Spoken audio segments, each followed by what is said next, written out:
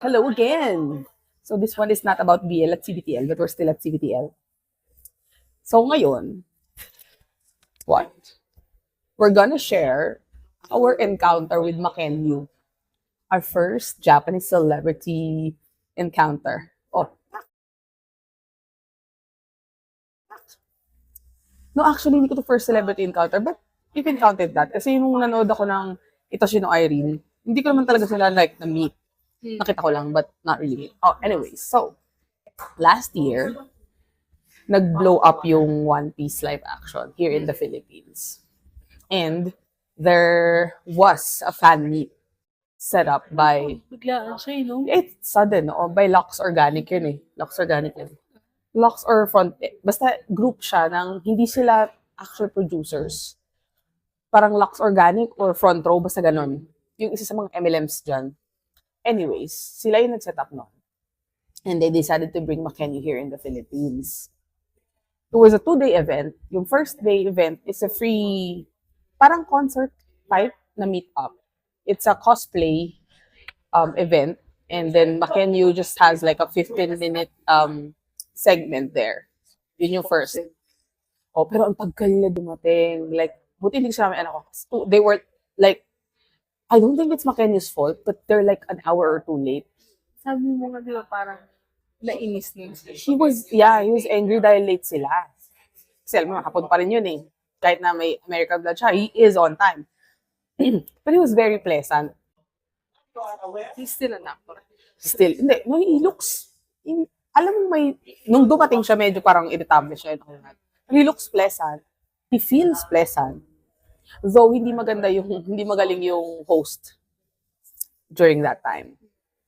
So, basta yun, hindi magaling yung host during that time and you have to wait a long time just to meet him. Pero once he arrived, it was good. Okay din naman. Kaya lang yung mga questions parang redundant. Tapos, nagpa-raffle daw sila for a chance to ask him questions. Pero, alas lahat naman na napili, vloggers. Plus, yung isang napili, okay, kasi may bata. Bata yung napili. Pero, parang kamag-anak naman ng organizer or something like that. So, yun. So, he was asked questions and stuff like that. So, yun yung day 1. Sa day 2, ito na yung paid. Day 2 and 3 paid na to. Yung, you pay 12,000 for the VIP, which would include signature and photo. And then, you could go separately na signature lang or photo. So in my case, I chose the photo, 6,500 or 6,000, roughly like that. And then, the day before, kasi second day ako, so sa first day, ang dami na nagko-complain na parang ang pangit daw nung setup, yeah. Tsaka sobrang higpit daw. Sabi ko, sa akin, okay lang. Kasi sabi ko, it's a once in a lifetime encounter. So, kahit nasaglit lang yan, or it's fine. Sabi ganyan. So, nung day 2 na itself, hindi dapat siya kasama. Pero pinasama ko na siya. Kasi 2 packs naman pala yung pwedeng isang. So, last batch na kami. Ayaw na nga, originally, hindi na dapat na itutuloy. Yung last batch na, talagang sinabi ko, bakit hindi? I don't know what exactly happened. Pero bakit hindi? Hindi ako mapahing, bayad ako eh. And that was mas 3 p.m. It's not like I was late. Kaya 2:45 pa lang, pinapaklose na nila. Sabi ko, wala ka pa noon. Kaya sinabi ko, bilisan mo. Sabi ko, I was not okay with that. Sabi ko, hindi pwede yun. Kasi I paid for it. And 3 p.m. ang sabi. 2:45 pa lang. So eventually, 2:50 nakapasok kami dalawa. Feeling. Ang dami na nagko-complain because nga daw, hindi daw maganda ang setup and all that. Even that day, na ang taray daw ni Makenyu, ganyan-ganyan. Tapos pagdating pa namin doon, ang dami po, nakakairita yung mismong part ng organizing team. Yung kuya na Asher. Hindi, daw, yung mataas daw rango niya dun eh. Anyways, si kuya. Si kuya yung Chinese. I think Chinese siya. Chinese December. He was so bad. Like, kesyo maarte daw sa Makenyu. Kesyo saying na he doesn't even sing. So, isip ko, tanan to. Hindi pwedeng hindi kumakanta yan. Nag-musical yan sa Japan ng ilang ulit eh. So, it's impossible that he can't sing. Kesyo maarte daw, ayaw daw mag-live and whatever. So, mahal-mahal daw ng bayad. Kasi namin arte. Hindi na daw nila ibabalik ulit sa Pilipinas because yun nga, Tapos sabi, kung gusto daw, pumunta na lang daw ng Singapore, doon na lang daw ganyan. Ganun yung chuchu nung kuya. Gusto talaga ako. Tapos sabi pa, pag ano ba, ganyan, mapunta ba kayo and all that shit? Sabi ko, ay, naku, nakakayot ako. But, ito na yung masayang part.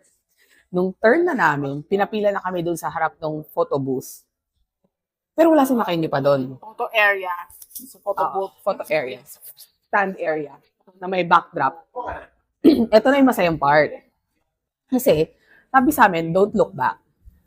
Face the cinema screen. Kasi nasa loob siya ng cinema. Tapos, parang nagre-react yung kuya sa harap na parang may something sa likod. Yung pala si Makenyo, nasa likodan namin. Silip-silip siya, tapos tumatawa, in a good mood siya. Tapos lang yata kumain. So, ang kulit niya. Sabi sa amin, don't look. And syempre ako tumingin ako, ay, talaga kami friend. Tsaka tawa siya ng tawa. So, ayun na nga. So, di ba, yun nga, playful siya, no? Okay yung encounter na yan sa totoo lang. Sabi nga nung mga yung previous day daw, talagang parang bad trip siya. Hindi siya gano'n nagsasmile and all that. Sabi din nila, yun nga daw, pangit daw ng picture. Well, in reality, pangit talaga yung setup nung photo op. Area. Nung photo op itself. Kasi, may distance talaga with Makenyo. Hindi kayo pwede magtabi. So, I don't know if that's his prerogative or yung management niya or yung organizer. But, it's not that bad na hindi siya nakadikit. Okay lang naman. Yung photo lang talaga ang pangit. Pangit ang quality. Kasi yung other groups na medyo malalaki, nakakadikit kayo pa paano kay Makenyo. Oo, kasi marami sila. Plus, kung malakas ang loob mo, tulad nung pinakita ko sa iyo yung friend ko na talagang gumano siya. Nag-heart siya talaga sa tabi ng Makenyo na gano'n. Pwede naman. And pag may kids, minsan, siya yung nag-approach na lumapit. Like nung time natin, di ba, may bata. Medyo malapit sa kanya. So, overall, okay naman yung experience. Minus yung mga subtle wait time, yung mga ganyang peg. Everything actually is okay. It's always like that. Here in the Philippines, yes. So, pero, pogi talaga ni Makenyo. Kaya siguro nila nasabi parang standy kasi yun talaga yung itsura niya. Immaculate talaga. Picture man o hindi, yun yung look niya. Yun na yung itsura niya talaga. Hanap ko yung original. Kasi meron ka ba? Bakit di na lang sa album? Hindi, wala sa album yun. Wala ba akong album nun? Ewan ko sa'yo. Eh, syempre, yun yung cellphone ko, no? Well, Edi, ayan! Yan yung original. O, di ba, nakalapit pa nga konti. The original photo. Pangit talaga ng quality. Promise. Pero di ba, medyo nakalapit naman ako. Oo. Nag-lean in kasi ako ng konti. So you can. It's not like super bawal gumalaw and all that. Pero si Making, yun lang yung post niya. I don't know if it's, yun nga, kung choice niyan or what, but it's fine. Oo, siguro bawal siyang humawak or anything mahawakan. Or I don't know. So in my experience, Almost 2 feet. yeah, I don't mind it actually. It's not that bad. And he's smiling. It's not like, di ba? It's photo. It's a normal photo. After service. Nakakairita. Pero yun na nga, nagkababay naman siya and all once done. So it's okay. Ngayon, ang naging issue, yung paghanap ng photo online. Matindi kasi, babayaran mo ng additional 500 to get an online copy. Hindi ako nagbayad nun kasi I didn't want it, but I was still able to get a copy of it. Kaya lang. Ang pangit talaga ng quality.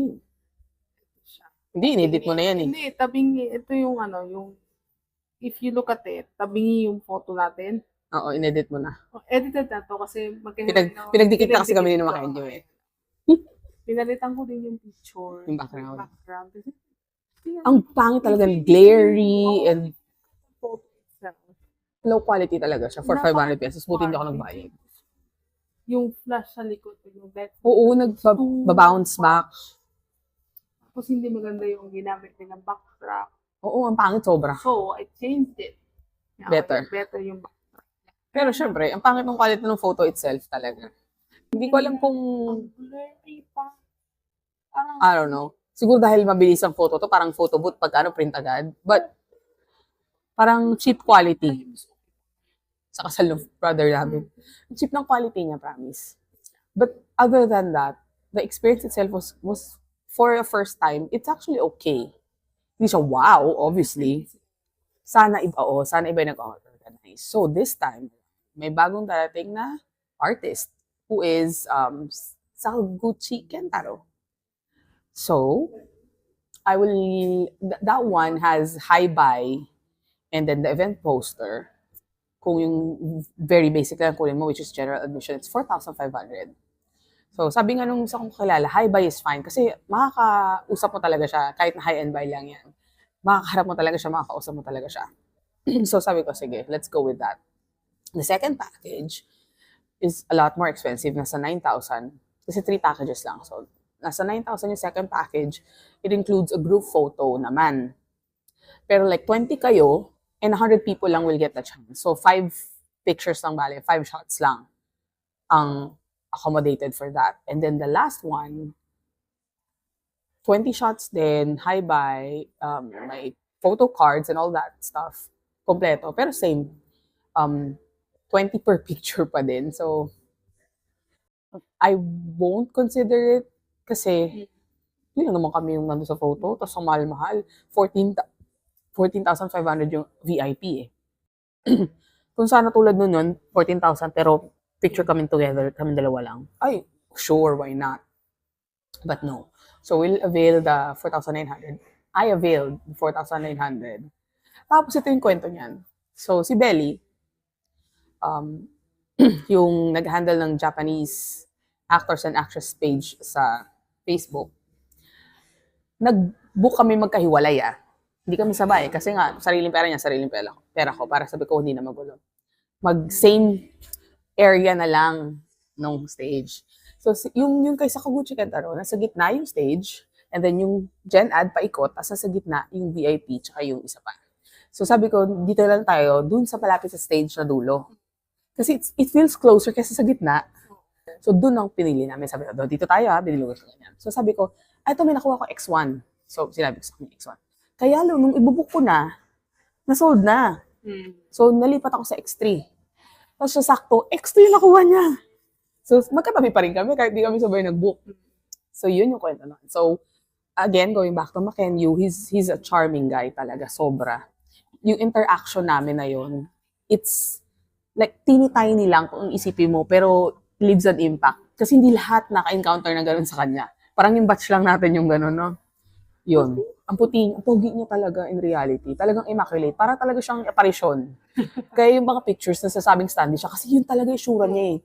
Kung ano yung nasa picture, yun siya in reality. Sobrang pogi. So, that's our experience dun sa Makenyu fan meet. I'll give you another fan meet like this. Reaction like this with Sakaguchi Kentaro. That's on May 17. Kaya hindi ko na siya masasama kasi one person lang yung entry doon. So, anyways, that's all for this. Kita niya rin yung experience. Saan? M2M. Oh yes, that's on May 1. But for now, ito muna tayo. Bye. Bye!